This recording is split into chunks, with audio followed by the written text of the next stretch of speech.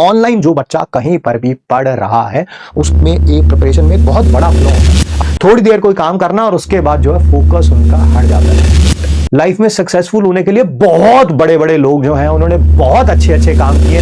5 साल organic chemistry पढ़ी है पूरी 5 साल, उसके बाद नेट क्वालिफाई किया है, गेट क्वालिफाई किया है। गेट वही एग्जाम होता है जिसके लिए आप तैयारी कर रहे हैं। There is only one God and I always believe in this. ठीक है, मैंने बता रखा है 11th के बच्चों को भी, 12th के बच्चों को बता देता हूं। ये सामने एक जो सीन है, एक टीवी सीरीज है गेम ऑफ थ्रोन्स, उसमें एक टीचर और एक स्टूडेंट की कहानी है ये। ठीक है, जिसमें ये जो स्टूडेंट हैं जब ये तलवारबाजी सीखने आती हैं अपने टीचर से तो बहुत ज्यादा शरारती होती हैं, बहुत ज्यादा चंचल होती हैं, कहीं भी इनका मन टिकता नहीं है। ठीक है, थोड़ी देर कोई काम करना और उसके बाद जो है फोकस उनका हट जाता है। ठीक है, टीचर इनकी प्रॉब्लम को पहचान लेता है, धीरे धीरे धीरे धीरे इस पे काम करना शुरू करता है। बट उनको पता है कि तलवारबाजी एक ऐसा आर्ट है जिससे आपकी जिंदगी बच सकती है या आपकी अनफॉर्चुनेटली डेथ हो सकती है। तो जब एक लेवल आ जाता है उस बच्चे का तो उसको एक ही बात बताता है, क्या? There is only one God, सिर्फ एक ही भगवान है और उस भगवान का नाम है डेथ। और डेथ जब आ जाएगी तलवारबाजी करते हुए उस समय उसे हम क्या बोलेंगे? That is GOT। हाँ ठीक है, क्या बोलेंगे हम? That is not today. और मुझे लगता है आप ऑनलाइन जो बच्चा कहीं पर भी पढ़ रहा है उसमें एक प्रिपरेशन में एक बहुत बड़ा फ्लॉ होता है। अगर वो उसको हैंडल कर लेना अच्छे तरीके से, ठीक है, तो वो सारी चीजें जो हैं वो काफी हद तक आसान हो जाती हैं। और उस फ्लॉ का नाम क्या है? There is only one big flaw in your preparation and its name is backlog. Backlog जब आ जाएगा तो उसे हम क्या बोलेंगे? That is not today. आज बैकलॉग नहीं होगा यार, किसी और दिन होगा, होगा नहीं होगा पता नहीं, बट डेफिनेटली आज बैकलॉग नहीं होगा, नहीं होगा, नहीं होगा। आज सुबह से मूड खराब है, स्कूल में कुछ हो गया था, ठीक है, अब उसके कारण क्लास को हम छोड़ देंगे? नहीं। आज तबीयत खराब है, कुछ भी हो गया था, थोड़ा फीवर हो रहा है, थोड़ी मोटी कोई चोट लग गई है, क्या उसके कारण हम क्लास को छोड़ देंगे? नहीं। ठीक है, कल सुबह जो है स्कूल में कोई टेस्ट है, क्या उसकी प्रिपरेशन के लिए हम क्लास को छोड़ देंगे? आंसर है नो। कुछ भी हो जाए, you have to show up each and every day.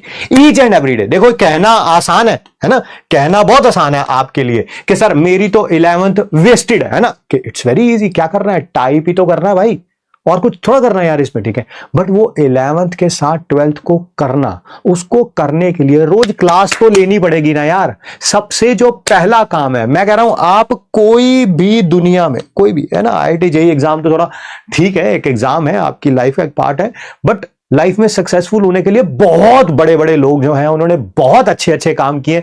आप किसी की भी जीवनी पढ़ के देखिए, है ना, उनकी सक्सेसफुल पीपल का एक ट्रेट होता है, एक क्वालिटी होती है जो सब में पाई जाती है ना, कुछ कैरेक्टरिस्टिक्स होते हैं जो सब में पाए जाते हैं ना। वो ना बड़ी शानदार किताबें मैं पढ़ता रहता हूं, तो उसमें से वो एक किताब में लिखा भी हुआ है कि that they always show up, है ना। मान लीजिए किसी एग्जाम की तैयारी कर रहे हैं, कोई बिजनेस कर रहे हैं, कहीं जॉब कर रहे हैं, they always show up. Does not matter the situation they are in. अगर आप उनमें से हैं, ठीक है, जिनका थोड़ा सा ही कुछ भी होता है, लाइक 5 मिनट मम्मी ने डांट दिया या टीचर ने डांट दिया या आज स्कूल में अपने किसी दोस्त से लड़ाई हो गई और आपका मूड खराब हो जाता है, फिर आप पूरा अपना दिन खराब कर देते हैं, this exam is not for you. You are missing that trait। ठीक है, always show up, it does not matter। Last class लेनी है, लेके आना है और उसको रिवाइज करके आना है, कैसे भी टाइम निकालना है। सबके पास टाइम सेम है यार, ऐसा थोड़ा है कि हर साल जो बच्चे सिलेक्ट होते हैं सारे डमी स्कूल वाले भी होते हैं, है ना। हजारों ऐसे बच्चे होते हैं जो डमी स्कूल में होते हुए भी जिनका सिलेक्शन नहीं होता, और हजारों ऐसे बच्चे होते हैं जिनको रेगुलर स्कूल में जाते हैं और फिर भी उनका सिलेक्शन होता है। तो बात समय के नहीं है, बात है उस समय को आप यूटिलाइजेशन कैसा करते हैं, है ना, कैसा करते हैं, उसके ऊपर सब कुछ डिपेंड करता है।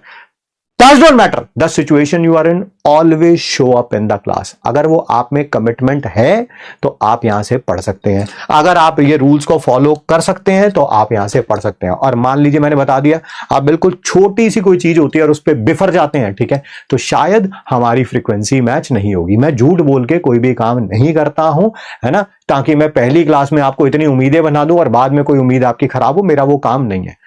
आप शो अप कर सकते हैं, definitely it's the right place to be in.